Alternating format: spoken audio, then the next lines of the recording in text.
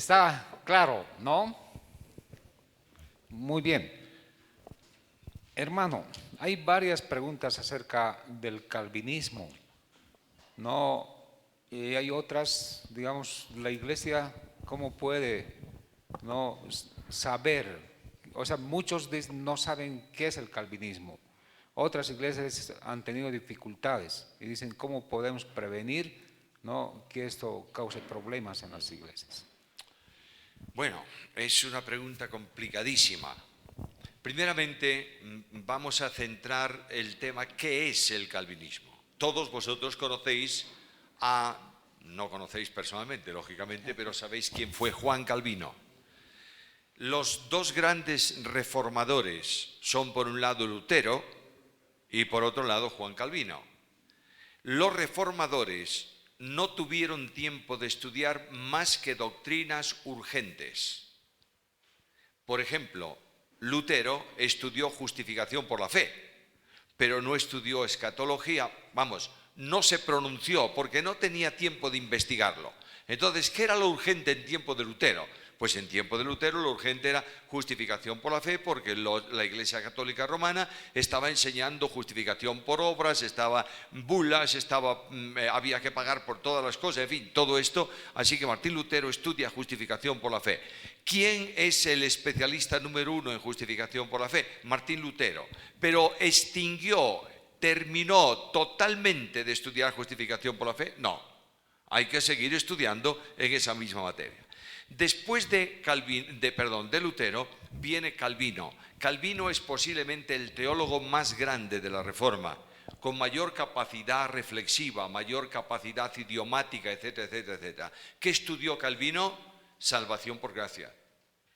¿Y qué estudia Calvino? Seguridad de salvación. ¿Y qué estudia Calvino? Dios actuando soberanamente en la salvación del hombre. Calvino dijo muchas cosas sobre la salvación y se encontró con un problema bíblico que tú y yo tenemos también, que es ¿qué es la elección? ¿Y qué es la gracia libre? Quiero decir, elección es aquella acción por la que Dios elige, escoge, y lo que Él escoge se salva. Por ejemplo, el apóstol Pablo fue salvo, sin duda alguna, pero fue elegido para salvación desde antes de su nacimiento. Lo dice él, lo dice la Biblia. ¿Me estáis siguiendo? Vamos despacito, vamos despacito por esto. Ahora, el hecho de que Dios elija a algunos para salvación y se salven, y preguntamos, ¿y por qué? Porque Él quiere, no significa que haya escogido al resto para condenación. ¿Me estáis siguiendo? Juan Calvino nunca dijo esto. Los seguidores inmediatos de Juan Calvino tampoco lo dijeron. Son personas más modernas que hablan de decreto de reprobación. No sé si lo oísteis alguna vez. Es decir, todos aquellos que no están en el decreto de elección están en el de reprobación. Todos los que están en el decreto de elección se salvan. Todos los que no están se pierden. Bueno, esto no está en la Biblia. ¿Por qué motivo? Juan Calvino no pudo estudiar más allá de lo que es elemental, digamos así. Somos salvos por gracia, porque de tal manera amó Dios al mundo, etcétera, etcétera. Y luego después en Efesios 2, 8 y 9, el apóstol Pablo dice, porque por gracia sois salvos por medio de la fe, esto no es de vosotros, es un don de Dios, no por obras para que nadie se gloríe. Y Juan Calvino estudia gracia y habla de que la gracia de Dios fluyó en el corazón de Dios para salvación desde antes de la fundación del mundo, y que esa gracia es la que busca al pecador, y que esa gracia es la que sustenta la cruz, y que esa gracia es la que llama al pecador, y que esa gracia es la que salva al pecador, y que esa gracia es la que santifica al pecador, y que esa misma gracia es la que glorifica al pecador en el momento en que Cristo venga a buscar a los suyos. Me estáis siguiendo, ¿verdad? Todo esto está estudiado, pero tenemos un problema. Y el problema es, ¿cómo puedo yo entender que hay pasajes en la Biblia que dice, Cristo murió por algunos? Lo dice Marcos, por ejemplo. Cuando Cristo instituye la cena del Señor, dice, este es mi cuerpo que por muchos es partido. Pero hay otros versículos que dicen que Cristo murió ¿por cuántos? Por todos. Entonces aquí tenemos un problema. ¿Cómo arreglo yo ese problema? Claro, los calvinistas post-Calvino, siempre el alumno quiere ser más que el profesor, ¿verdad? De modo que si el profesor llegó aquí, yo quiero llegar aquí. Los calvinistas post-Calvino hablan del decreto de reprobación. Paréntesis aquí. ¿Hay decretos o hay un solo decreto?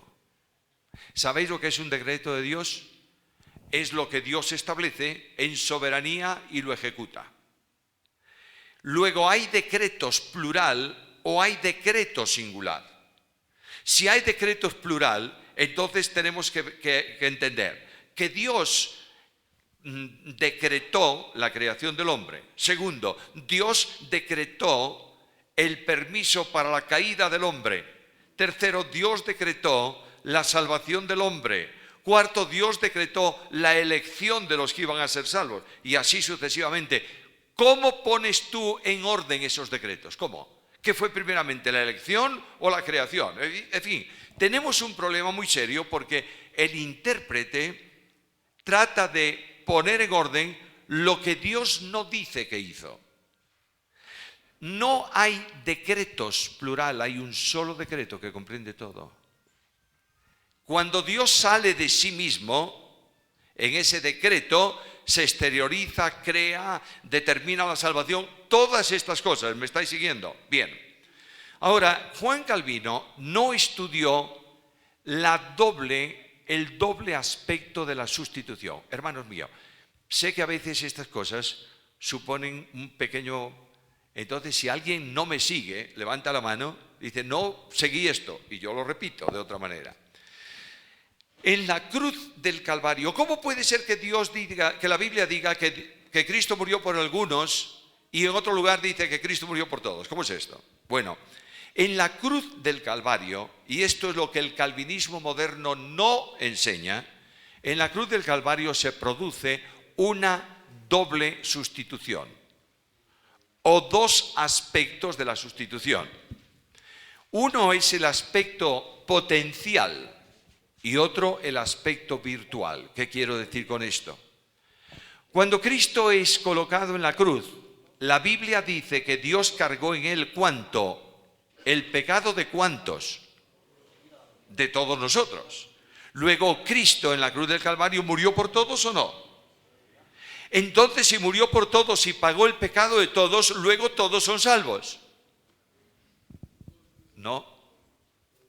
La salvación se acepta por fe y se recibe por gracia. ¿Me estáis siguiendo? Luego, lo que está ocurriendo es que cuando Cristo muere, muere potencialmente por todos para hacer salvable a todos los hombres. No habrá nadie en el trono blanco que diga a Dios, no hiciste bastante por mí. Él te dirá, Jesucristo, mi Hijo, murió por ti. ¿Me estáis siguiendo?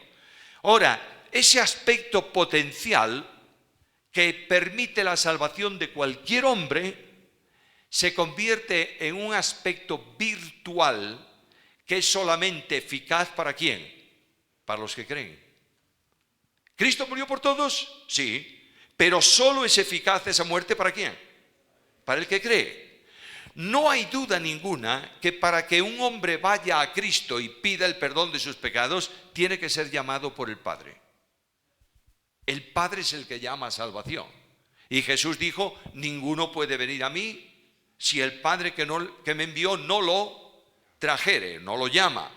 El Padre lo llama y lo trae a Cristo, pero el hombre es el responsable de creer o de no creer. De manera que Pablo fue escogido desde antes del nacimiento para salvación, ¿o no? Sí. Pero ¿qué dice Pablo? No fui rebelde a la visión celestial. Por tanto, hay una responsabilidad ahí. ¿Me estáis siguiendo? Ahora tenemos dos doctrinas en la Biblia. La doctrina de la elección y la doctrina de la gracia libre. ¿Quieres elección? Dios nos ha escogido antes de la constitución del mundo, Efesios capítulo 1. Una gracia libre, todo aquel que quiera, venga. y el que cree será salvo. Ahora, ¿no notas que hay dos cosas ahí que son para el hombre incompatibles? Bueno, también en el Antiguo Testamento. Tienes el Mesías que reina y el Mesías que muere. ¿Puedes reconciliarlas? En el Antiguo Testamento no. La gente del Antiguo Testamento se preguntaba, ¿cómo es posible que muera y que reine? ¿En qué quedamos? Y luego lo que hacían los judíos era generalmente eliminar ese muere y usar solamente reina. Luego, cuando Cristo viene al mundo, lo que están buscando en Cristo, ¿qué es? Que establezca ¿qué cosa? El reino. Y cuando Cristo va a ser ascendido, ¿qué es lo que le preguntan los discípulos a Jesús? ¿Restaurarás el reino? Tenían una línea sola en su cabeza, ¿me estáis siguiendo? Hay dos, señores. Hay una de muerte y hay una de victoria y de reino. En el Nuevo Testamento tienes un Dios que escoge a algunos para salvación, doctrina, y un Dios que salva ¿a quién? A todo aquel que quiera. ¿Me estáis siguiendo? El calvinismo fue anotando puntos. Punto 1, condenación del hombre. Punto 2, llamamiento a salvación. Punto 3, elección incondicional. Punto 4, perseverancia de los fieles. Punto 5, ¿por quién murió Cristo? La respuesta a esa pregunta determina si es calvinismo extremo o calvinismo moderado. Calvinismo extremo, ¿por quién murió Cristo? Solo por los escogidos. Ese es calvinismo extremo. Ahora, Spurgeon, ¿conocéis? ¿Leísteis Spurgeon? ¿Sabéis que Spurgeon era un calvinista de 5 puntos? ¿Que él creía que Jesús murió solo por algunos? ¿Lo sabíais? Bueno, pues ya lo sabéis. ¿Y qué es lo que Spurgeon predicaba el Evangelio o no? ¿A quién? A todos. ¿E invitaba a los oyentes a recibir a Cristo o no? Claro, porque él decía, no entiendo y creo que solo murió por algunos, pero eso es problema de Dios, no mío. Cristo me dijo, vete a todo el mundo y predica ¿qué? El Evangelio. Yo predico el Evangelio y llamo a los hombres a Cristo. Ya Dios resolverá el problema, ¿me estáis siguiendo? Ahora, el tiempo pasa, el tiempo avanza y comienza a haber un grupo, sobre todo en el siglo pasado, de calvinistas extremos. Estos dicen categóricamente que solo se salvan aquellos a quienes Dios ha escogido y el resto se condena. La pregunta que yo les formulo y que tú les formulas seguramente es, ¿y cómo sabemos quiénes son los escogidos? ¿Cuál es la respuesta de ellos? Eso solo lo sabe ¿quién? Dios. Bueno, segundo, ¿y cómo sé yo que no soy escogido? Eso lo sabe ¿quién? Dios. Entonces, miren ustedes, como si yo soy escogido voy a ser salvo, vivo como me da la gana, practicando el pecado, etcétera, etcétera, porque cuando me muera, como soy escogido, voy a ser salvo. Y si no soy escogido, ¿puedo salvarme? No. Por tanto, vivo perdidamente, porque si no voy a ser salvo, ¿para qué preocuparme ahora? ¿Me estáis siguiendo a dónde voy? Quiero decir que esa gente genera una inquietud más grande que la que generan aquellos que piensan que pueden perder la salvación. ¿Me estáis siguiendo, verdad? Ahora, ellos te van a plantear preguntas muy astutas. La primera pregunta que te van a plantear es que no se predica entre nosotros el Evangelio bíblico, sino que se predica un pseudo-evangelio. Por tanto, todos aquellos que han creído ese evangelio tienen que preguntarse si son, ¿qué? Salvos.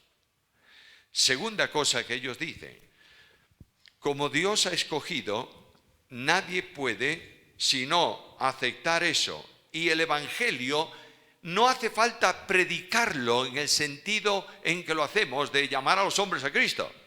El evangelio es el contenido de la Biblia, por tanto lo que hay que hacer es estudio bíblico de alto nivel. Y tú te reúnes con este grupo y te das cuenta que están en un instituto bíblico, pero no están en una iglesia. que si el griego y el hebreo, que si el versículo, que si no salen de ahí. Segunda cuestión problemática, la vida de santidad depende de que tú seas elegido, por tanto tú tienes que ser tienes que ser santo a un nivel de santidad tal que cualquiera que no viva de acuerdo con esas normas no es salvo y no es santo. Esto genera un problema muy serio dentro de la iglesia. ¿Es salvo o no es salvo? Porque mira cómo se comporta, mira, te has convertido en juez y estás sustituyendo a Cristo en todo esto. ¿Me estáis siguiendo? Otra cosa más. Vienen y te preguntan, ¿cómo explicas eso de la elección o no? Voy a daros un ejemplo muy simple. 1, 2, 3, 4, 5, 6, 7. Tengo 7 aquí delante, ¿verdad? 7 pobres. Y tengo aquí en mi bolsillo 7, la moneda vuestra, bolivianos. Luego, ¿tengo un boliviano para cada pobre o no? Muy bien. Yo me acerco y le pongo el boliviano a este en la mano. Toma. Y a este también. Le he dado en la mano a 2. El resto no le he dado nada, ¿verdad? ¿Cuántos bolivianos me quedan? 5. ¿Cuántos pobres hay? 5. Luego tengo bolivianos para todos. Y a estos otros les digo, ¿quieres el boliviano? Tómalo. Tómalo tú. Por tanto, no he cometido ninguna injusticia, ¿verdad? Simplemente en el uso de mi derecho le he dado el boliviano a 2, pero tengo para todos. Y eso dice la Biblia, todo aquel que quiera, venga. Por tanto, ¿cómo podemos nosotros luchar contra los calvinistas? Bueno, no te pelees. No te pelees. Antes de esto, generalmente es un movimiento actual de calvinismo que invade las iglesias y casi todos los que están luchando por esto son jóvenes.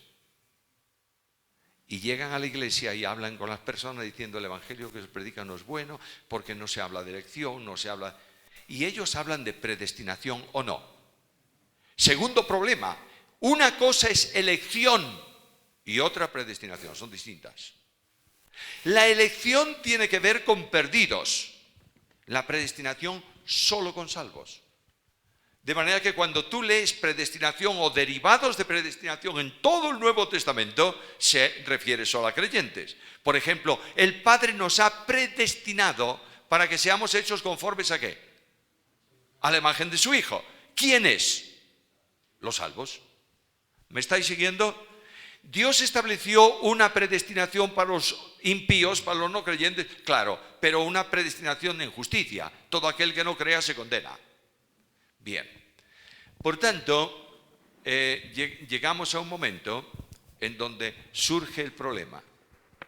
Esta gente joven que viene a las iglesias no conoce Biblia en toda la dimensión de la palabra.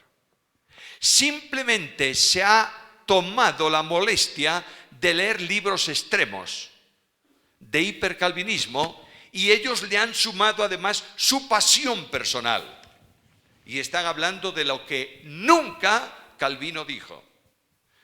¿Cómo podemos solucionar el problema? Como cualquier otro problema.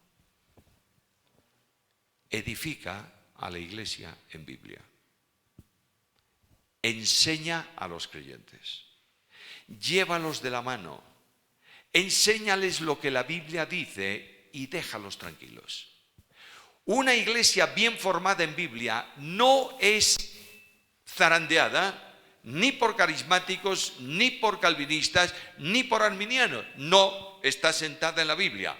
Lo que ocurre, mis queridos hermanos, es que muchas veces los líderes de la iglesia tampoco conocen algunas cosas de las que yo he mencionado. Simplemente, con mucho respeto lo digo, ¿verdad? Porque están viviendo en la enseñanza de los misioneros. ¿Qué necesita una iglesia recién formada? ¿Calvinismo o no? No, ¿qué va, hombre? Necesita el ABC, ¿o no? Pues ese ABC se le ha dado. Y en ese ABC se persiste. Y claro, cuando viene alguien con una cosa más elevada, no tiene la congregación respuesta. ¿Me estáis siguiendo? Háblale a la iglesia, enséñale la Biblia, profundiza, busca grupos dentro de la iglesia para darle a cada uno la enseñanza bíblica al nivel que sea. Y después de esto, ora para que Dios cuide a esas ovejas y sigue adelante sin preocuparte por los demás. Ahora, tú tienes una autoridad moral que Dios te ha dado como líder de la iglesia.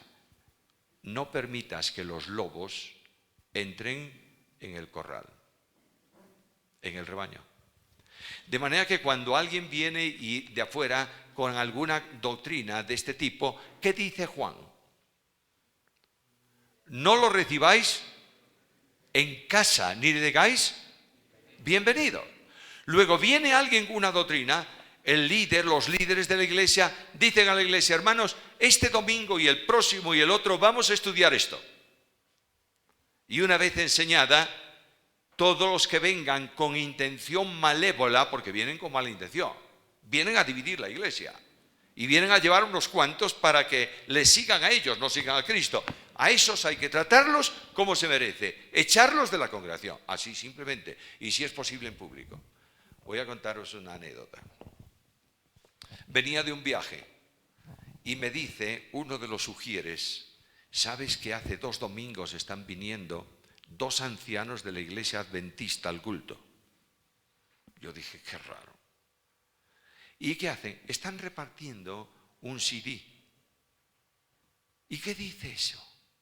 Habla del sábado, habla de esto. ¿Y dónde lo reparten? Aquí dentro, cuando termina la reunión. Estoy en el culto y los veo allá al fondo.